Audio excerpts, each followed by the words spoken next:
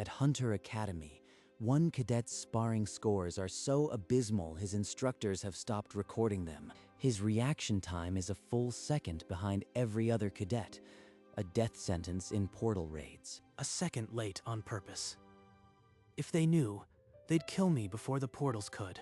Another 0, Calum. Do you even want to survive as a hunter? Survive? He's just dead weight. The Academy should expel him already. The mid-year dungeon simulation was the Academy's most dangerous live trial, and the one Calum feared most. But as the portal hummed to life, a glitch sent red sparks screaming across the frame. All cadets, report to simulation chamber. We have a situation. Do not engage. The simulation was no longer a simulation. The gate was tearing open into something far worse. One wrong move and my secret ends the world, or me. The portal convulsed. From the rift, an S-rank chimera emerged, lion head roaring, goat horns dripping venom, serpent tail lashing. The air itself screamed as its claws tore into the simulation chamber. The top-ranked hunters attacked in formation. The chimera swatted them aside like insects. Number, it can't end like this. Serena crashed into a stone pillar and crumpled, breath driven from her lungs. All around, the Academy's best lay broken. They're all down. The chimera's eyes are fixed on me. I am the last one standing. If I don't stop it, everyone dies.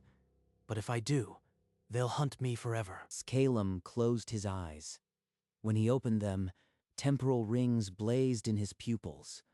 The world bled into grayscale. In a silent universe, the chimera froze mid-lunge. Teeth, claws, drool, all suspended. Calum moved like a choreographer of death. 9 clean strikes. He carved through frozen flesh, repositioning between suspended teeth and claws until the beast was dismantled. The domain collapsed with a thunderous heartbeat.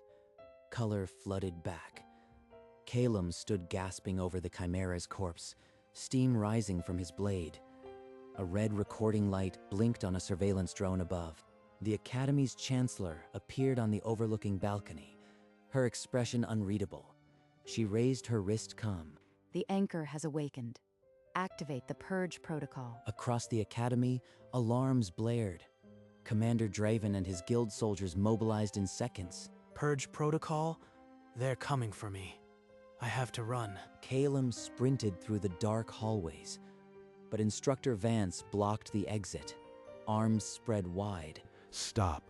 You're not going anywhere until the Chancellor clears this. Without a word, Calum activated his domain for a split second. Time flickered, and he blurred past the frozen instructor. I'm sorry, Professor, but I can't let them catch me. He burst out into the rainy night. In a deserted alley, he found a small paper note tucked into his pocket. A message from an unknown sender. Go to the old library. Ask for Aldrich. He has the answers you seek. Calum followed the note to the old library. Its shelves collapsed and books scattered across the floor. You must be Calum. I am Professor Aldrich. I've been expecting you. Sit. He knew I'd come.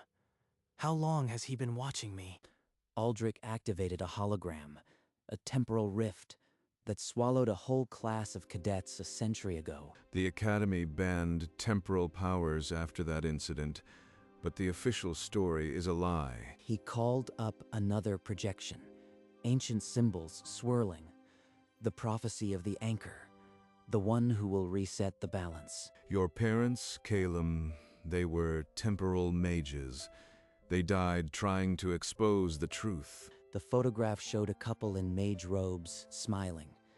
On the back, coordinates to an abandoned research facility. This is my legacy. I have to find out what happened there. Without another word, Calum turned and headed for the facility, the photo still clutched in his hand. The abandoned research facility loomed in the twilight, its concrete walls cracked and overgrown with ivy. Inside, automated turrets hummed in the darkness, their red sensors sweeping the dusty hallway. One wrong move, and I'll be torn apart before I find anything. A security drone lunged from the ceiling, lasers flashing. Calum froze time and slid past the deadly beams. The defenses are still active. They're protecting something, the truth. In the heart of the lab, a memory crystal glowed, waiting for someone to unlock its secrets. The crystal projected a horrific vision. Guild soldiers executing temporal mages, his parents among them. The Guild murdered them.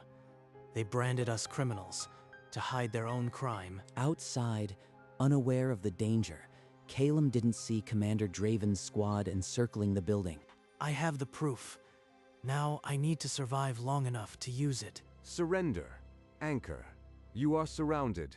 Don't make this harder than it has to be. They're here. No way out but through. Time snapped to a halt. Calum became a blur, striking down 3 soldiers before they could fire. The freeze is already slipping. I have seconds. But he was outnumbered.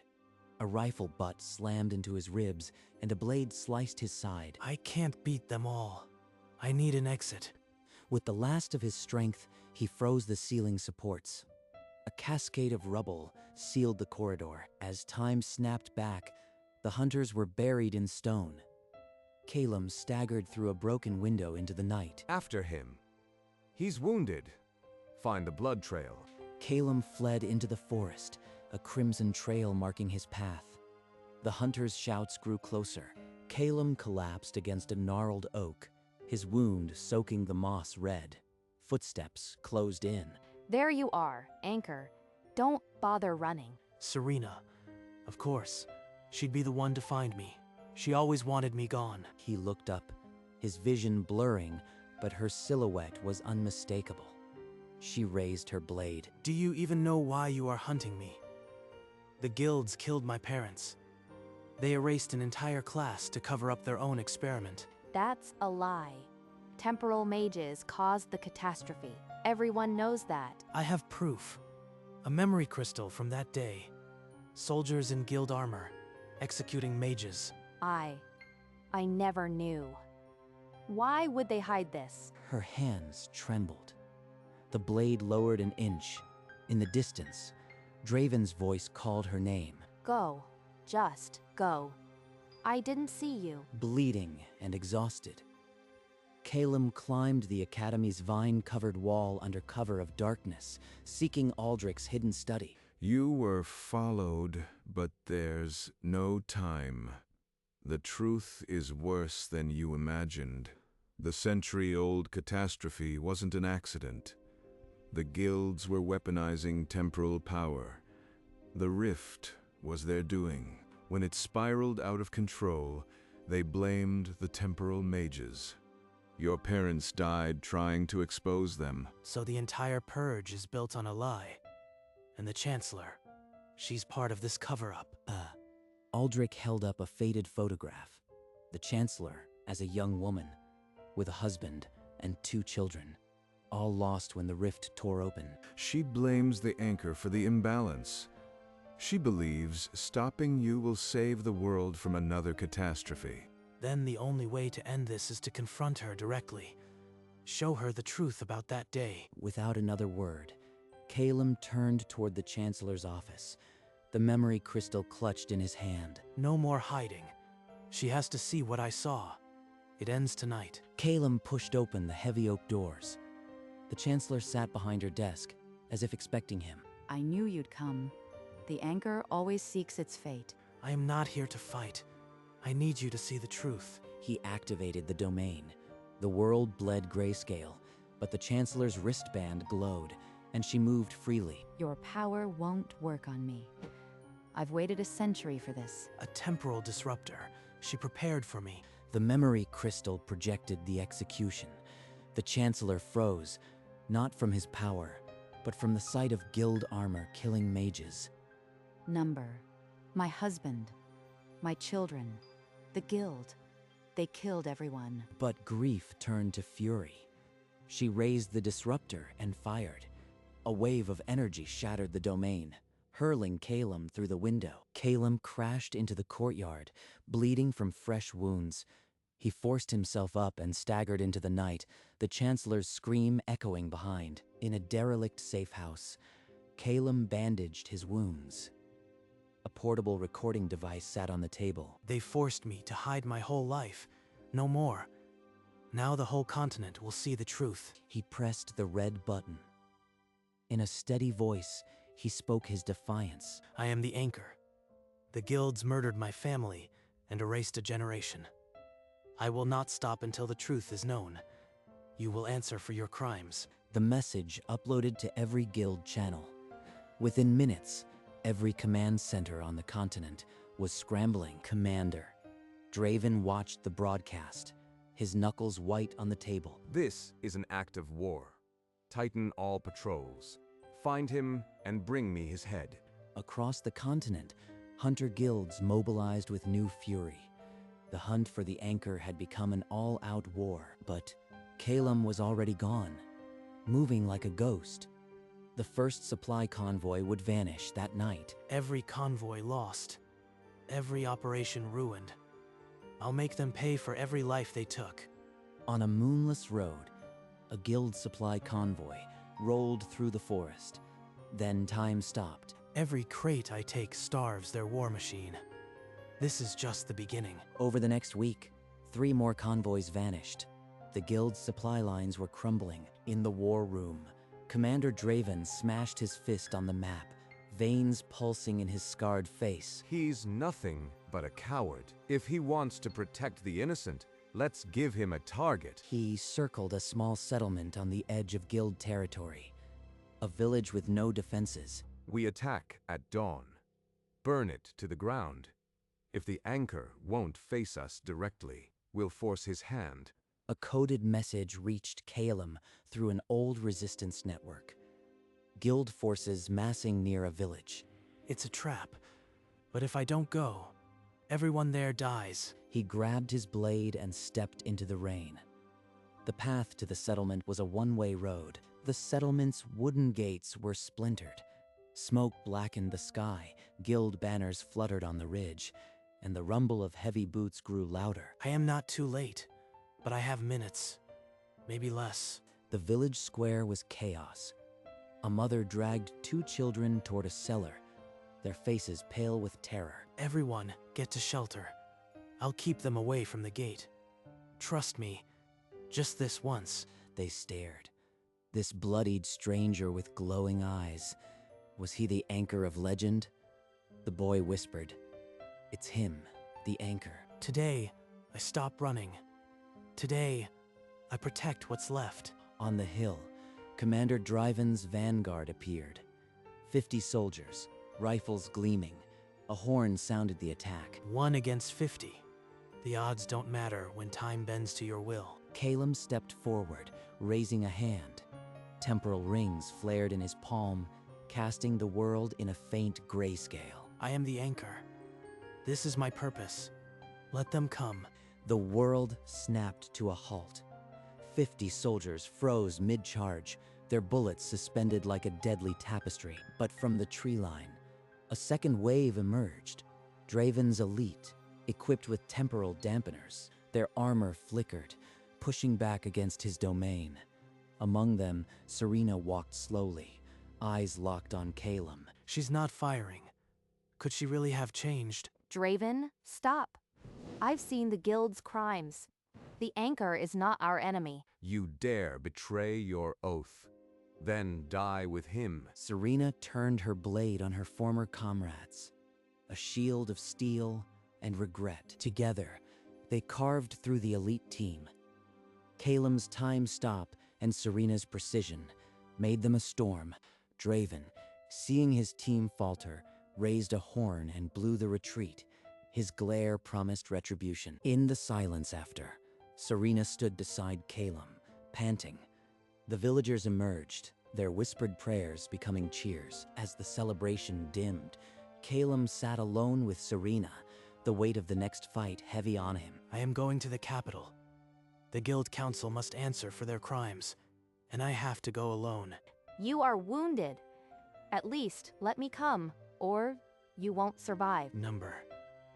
You have to protect the village. This is my fight. My parents' blood on their hands. Reluctantly, Serena handed him a communication crystal, her fingers brushing his. If you need me, break it. I'll come, no matter the cost. She gave up everything to stand with me. I won't fail her. Or them. He stood, the crystal pulsing faintly. In the distance, the capital's towers pierced the sky like a judgment. Thank you, Serena. I promise I'll end this. He walked away, a lone figure against the dawn. Behind him, Serena watched until he was just a speck. The Grand Guild Council chamber was a cathedral of power, its banners heavy with centuries of lies. They're all here.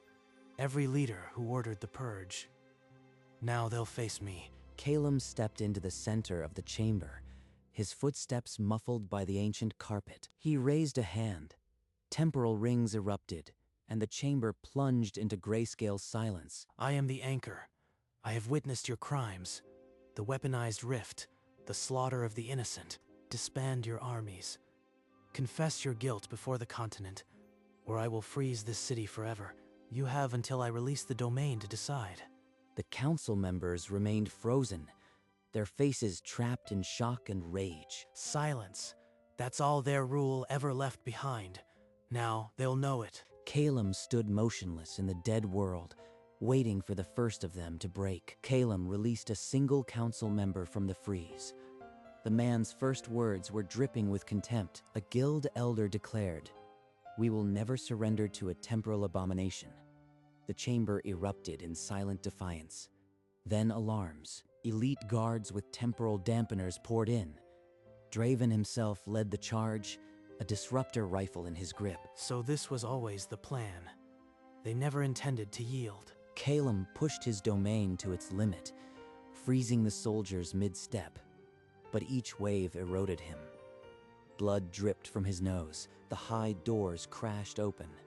The chancellor strode in, a massive temporal disruptor humming on her palm. End this farce. Anchor, you've lost. She fired a pulse. Calum's domain shattered like glass.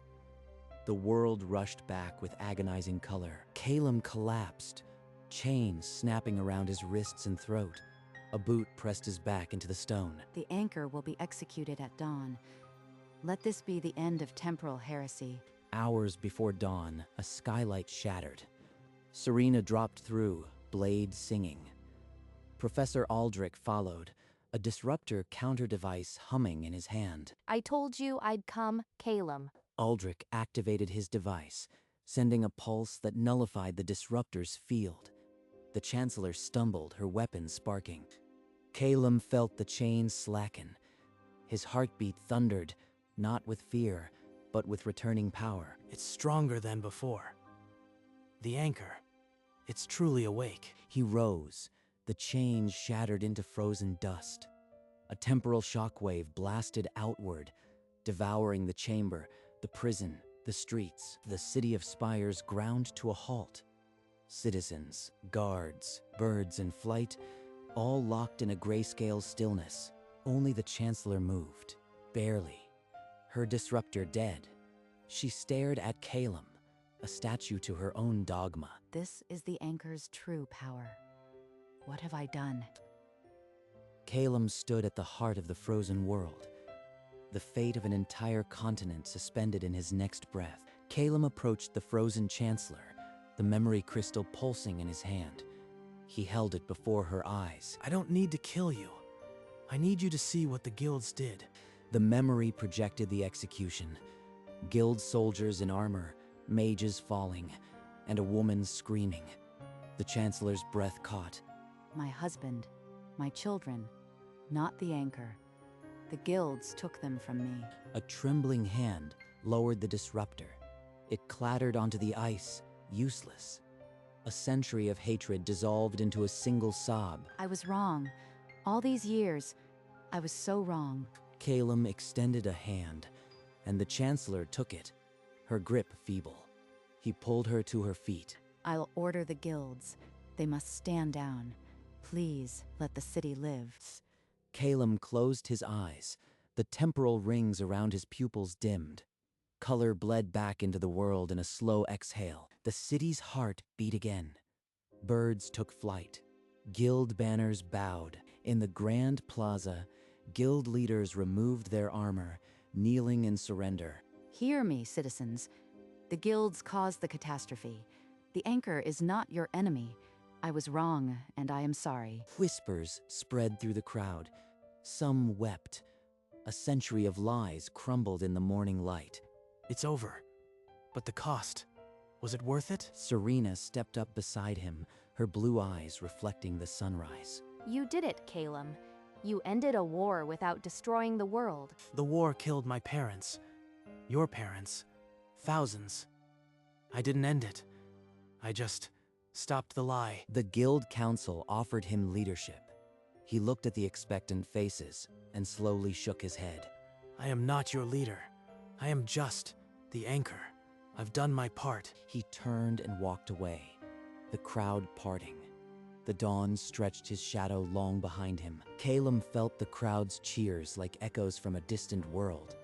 The victory tasted hollow. I should feel relief. But all I feel is empty. Serena caught up to him at the edge of the plaza, her footsteps soft on the cobblestones. Waiting for you to look back. You are really leaving, aren't you? The capital needs builders, not anchors. I don't belong here anymore. Where will you go? I don't know. Somewhere quiet. Maybe I'll find what's left of my parents' work. She nodded, a sad smile touching her lips. The communication crystal still hung on a chain around his neck. Without another word, he walked through the eastern gate, the sun a golden blade on the horizon. Serena watched until he was a silhouette, then turned back to the city that now had a chance. The road stretched before him, empty and golden under the rising sun, each step an act of stubborn faith. The silence is heavier than any fight. But for the first time, it is my silence.